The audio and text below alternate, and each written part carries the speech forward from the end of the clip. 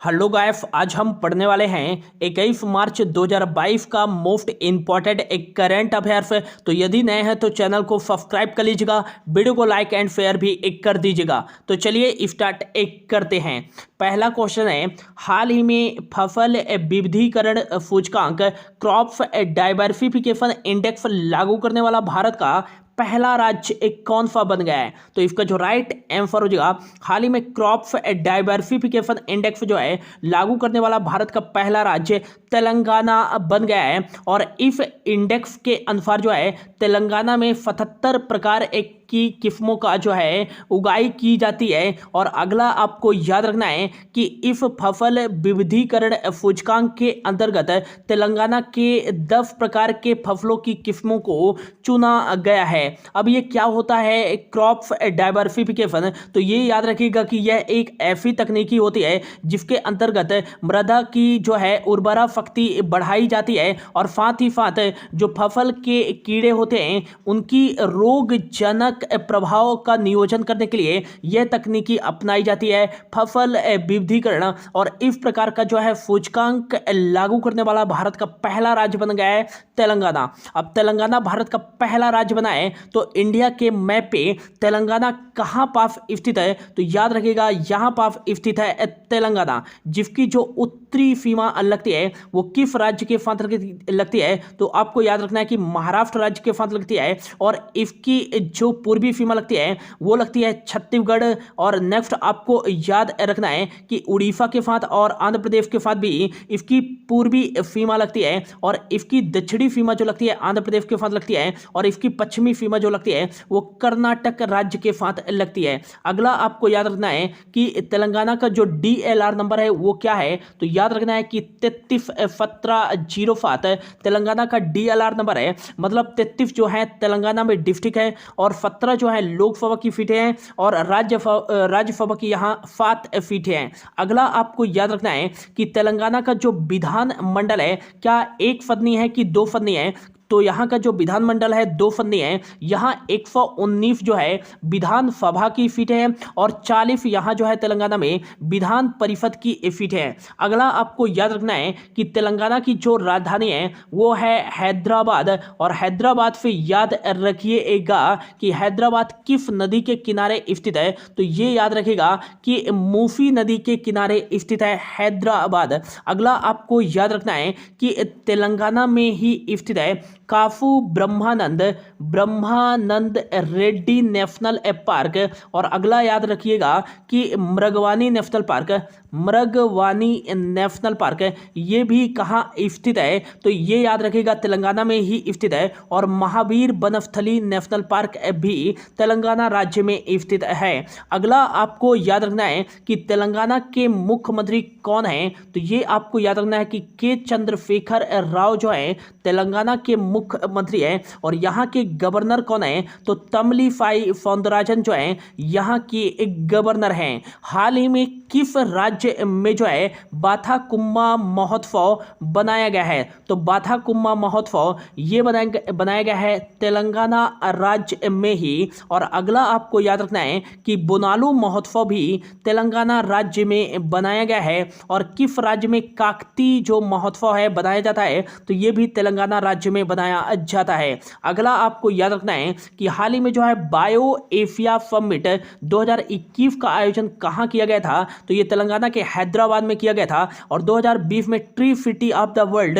किस शहर को घोषित किया गया था? तो ये तेलंगाना की राजधानी हैदराबाद को ही एक घोषित किया गया था। और हैदराबाद को मोतियों के शहर के नाम से भी जाना जाता है। और अगला आपको याद रखना है कि हाल ही में किस राज्य के द्वारा दलित बंधु किसान योजना की शुरुआत की गई है? तो ये दलित बंधु योजना की शुरुआत तेलंगाना राज्य के द्वारा ही शुरू की गई है। और अगला आपको याद रखना है कि हाल ही में जो है भारत की पहली ट्रांसजेंडर कम्युनिटी डेस्क सेंटर की स्थापना कहाँ की गई है? तो ये तेलंगाना में ही एक की गई है। और हाल ही में किस राज्य के तौलिया रुमाल को GI टैग दिया गया है? तो ये तेलंगाना राज्य के ही तौलिया रुमाल को GI टैग दिया गया है। इतना आपको याद रखना है तेलंगाना राज्य से। अगला क्वेश्चन है, हाल ही में विश्व गौरैया दिवस वर्ल्ड स्पैरो डे कब मनाया गया है? तो इसका जो राइट आंसर जगह हाल ही में 20 मार्च को मनाया गया है विश्व गौरैया दिवस। यह दिवस मनाए जाने का जो प्रमुख उद्देश्य है वो क्या है, तो विश्व स्तर पर जो है गौरैया के संरक्षण करने के लिए एवं इनकी रक्षा के बारे में जागरूकता पैदा करने के लिए हर वर्ष 20 मार्च को बनाया जाता है वर्ल्ड स्पैरो डे, विश्व गौरैया दिवस। यदि पूछा जाए कि विश्व गौरैया दिवस पहली बार कब बनाया गया था, तो ये बनाया गया था 2010 में। और अगला आपको याद रखना है कि इसकी थीम क्या थी 2022 में, तो इसकी जो थीम थी 2022 में वो थी आई लव स्पैरो। 2022 में विश्व गौरैया दिवस की थीम थी आई लव स्पैरो। अगला आपको याद रखना है कि 20 मार्च को ही एक और डे बनाया गया है, कौन सा, इंटरनेशनल हैप्पीनेस डे, मतलब अंतर्राष्ट्रीय खुशी दिवस बनाया गया है कब, 20 मार्च को ही। और इसकी थीम क्या थी, तो ये आपको याद रखना है कि इसकी जो थीम थी keep com stay wise and be kind, इसकी थीम थी 2022 में अंतर्राष्ट्रीय खुशी दिवस की। और यह दिवस पहली बार 2013 में बनाया गया था। और इस दिवस को बनाए जाने की घोषणा पहली बार किस देश के द्वारा की गई थी, तो भूटान देश के द्वारा की गई थी। और अगला 20 मार्च को ही एक और इंपॉर्टेंट डेज बनाया गया है, कौन सा इंपॉर्टेंट डेज, तो याद रखिएगा विश्व मौखिक स्वास्थ्य दिवस, ये भी आपको याद रखना है। अब ये जो है मार्च माह का इंपॉर्टेंट डेज है, तो अब तक मार्च महीने में कौन कौन से इंपॉर्टेंट डेज बनाए गए हैं उनको देख लेते हैं। तो 1 मार्च को बनाया गया है कौन सा इंपॉर्टेंट डेज, तो शून्य भेदभाव दिवस, ये बनाया गया है 1 मार्च को। और 1 मार्च को ही बनाया गया है विश्व नागरिक सुरक्षा दिवस। और अगला आपको याद रखना है कि 2 मार्च को कौन सा इंपॉर्टेंट डेज बनाया गया है, तो 46वां सिविल लेखा दिवस, ये बनाया गया है कब, तो ये 2 मार्च को बनाया गया है। अगला आपको याद रखना है 3 मार्च को कौन सा इंपॉर्टेंट डेज बनाया गया है, तो ये आपको याद रखना है कि 3 मार्च को बनाया गया है विश्व श्रवण दिवस। और अगला आपको याद रखना है कि विश्व वन्यजीव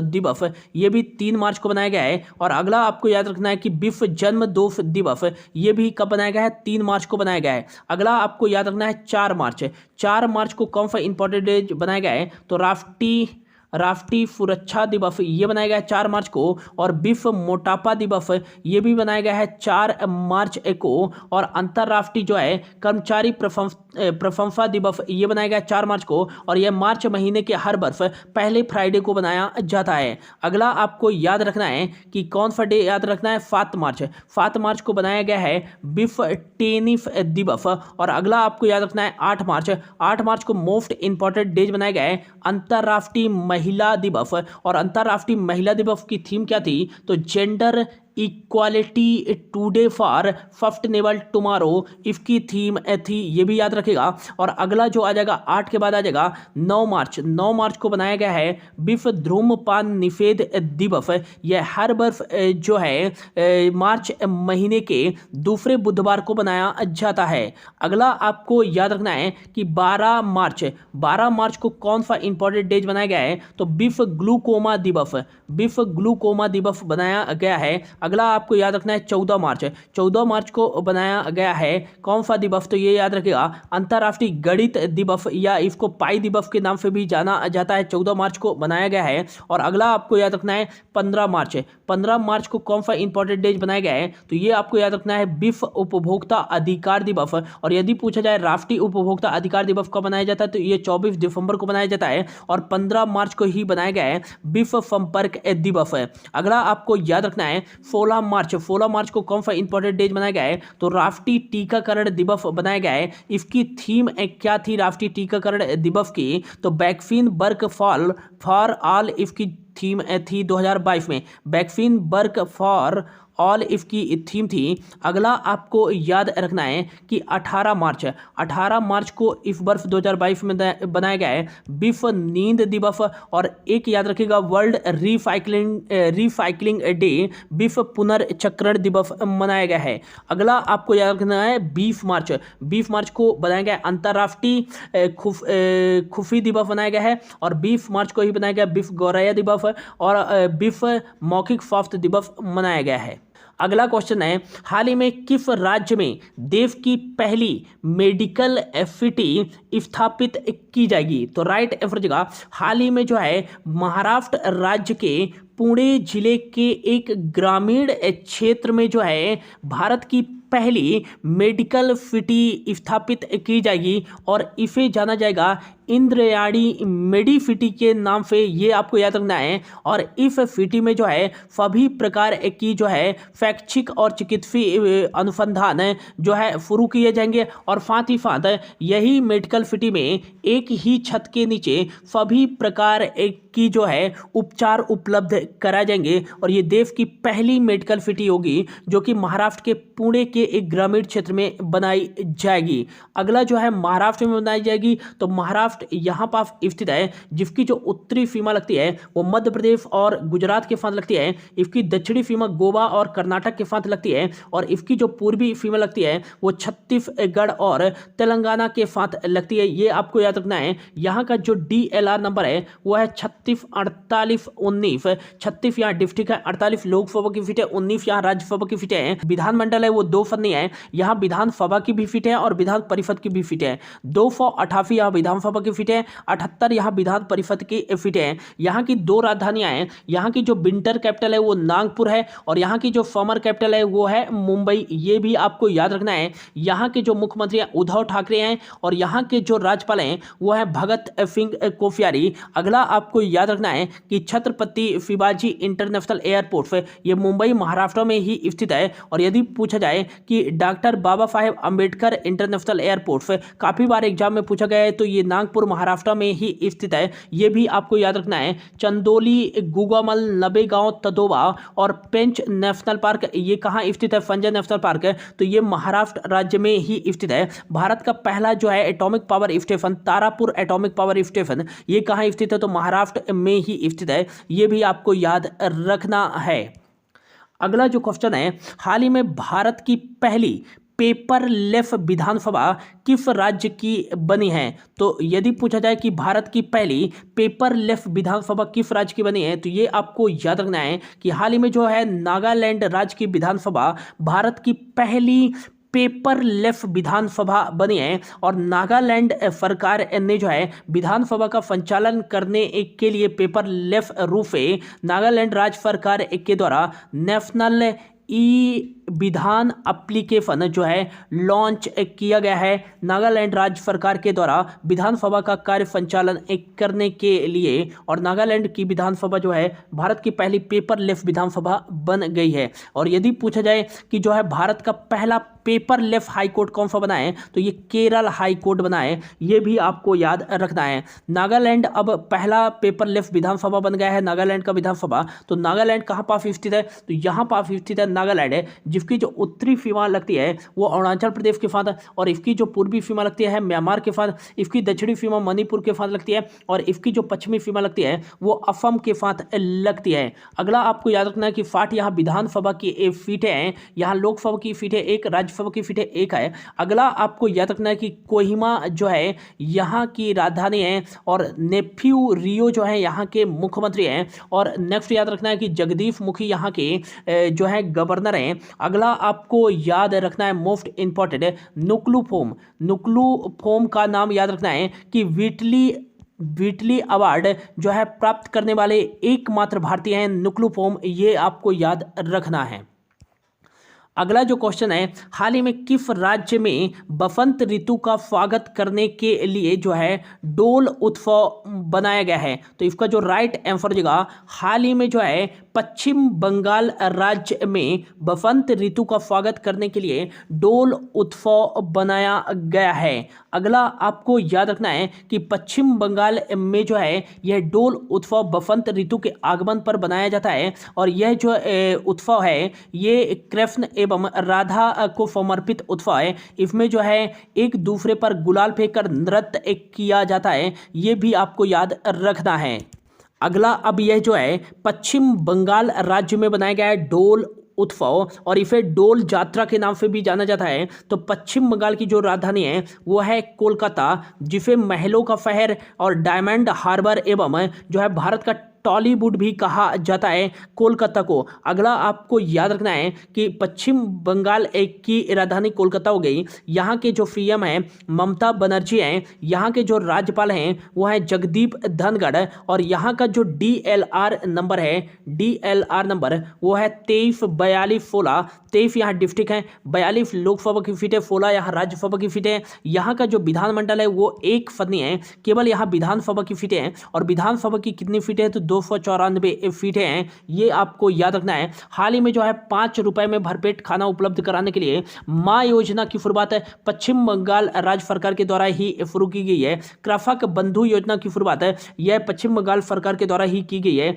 शुरू, और छात्र क्रेडिट योजना की शुरुआत पश्चिम बंगाल राज्य सरकार के द्वारा ही शुरू की गई है। लक्ष्मी भंडार योजना की शुरुआत है पश्चिम बंगाल राज्य सरकार के द्वारा ही शुरू की गई है। अगला जो क्वेश्चन है, हाल ही में जो है 14th जो है भारत जापान वार्षिक शिखर सम्मेलन कहाँ आयोजित किया गया है, तो इसका जो राइट आंसर जगह 14th नंबर का जो है भारत जापान वार्षिक शिखर सम्मेलन यह दिल्ली में आयोजित किया गया है। कब आयोजित किया गया है तो ये आपको याद रखना है कि यह 19 मार्च को आयोजित किया गया है दिल्ली में। अगला आपको याद रखना है कि पहली बार जो है पदभार ग्रहण करने के बाद जापान के जो प्राइम मिनिस्टर हैं फूमियो किशिदा भारत आए थे, ये आपको भी याद रखना है। और 14वां भारत जापान वार्षिक शिखर सम्मेलन दिल्ली में आयोजित किया गया है, और जो है जापान ने पहली बार और भारत के इतिहास में भी पहली बार जो है 5 वर्षों में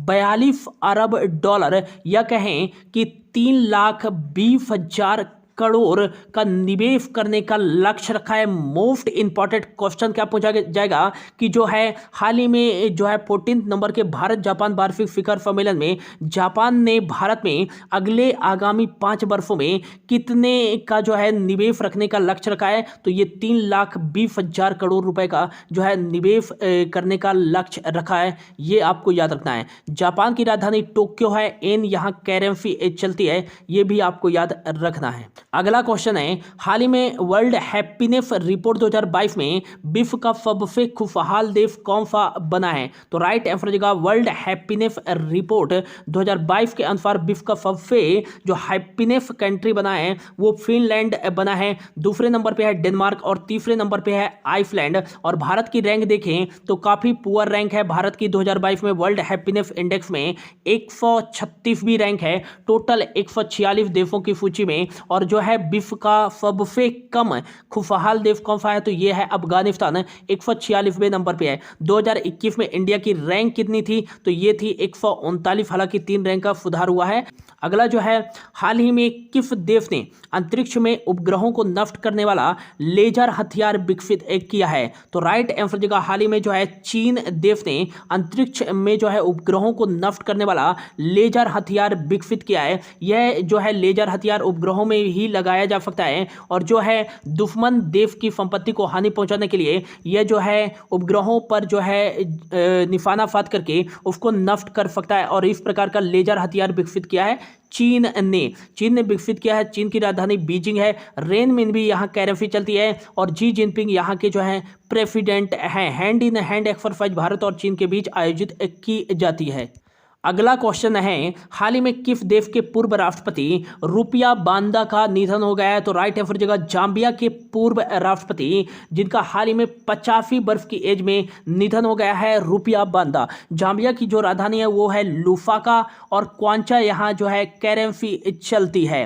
और आज का जो हमारा लास्ट क्वेश्चन है, हाल ही में वैज्ञानिक अनुसंधान के लिए 31वें जीडी बिरला पुरस्कार के लिए किसे चुना गया है, तो राइट आंसर जगह हाल ही में जो है प्रोफेसर नारायण प्रधान को जो है वैज्ञानिक अनुसंधान कहें कि भौतिकी में उत्कृष्ट योगदान के लिए 31वें जीडी बिरला पुरस्कार के लिए चुना गया है। नारायण प्रधान को 1970 में स्थापित यह जो पुरस्कार की घोषणा की गई थी, और यह पुरस्कार जो है प्रख्यात भारतीय वैज्ञानिकों को जिनकी एज 50 वर्ष से नीचे है उनको प्रदान किया जाता है विज्ञान में उत्कृष्ट कार्य करने के लिए, और 5 लाख रुपए का नगद पुरस्कार इसमें दिया जाता है। तो ये था दोस्तों आज का हमारा करंट अफेयर्स। होप आपको अच्छा लगा होगा, तो यदि अच्छा लगा होगा तो प्लीज चैनल को सब्सक्राइब कर लीजिएगा और वीडियो को शेयर भी कर दीजिएगा।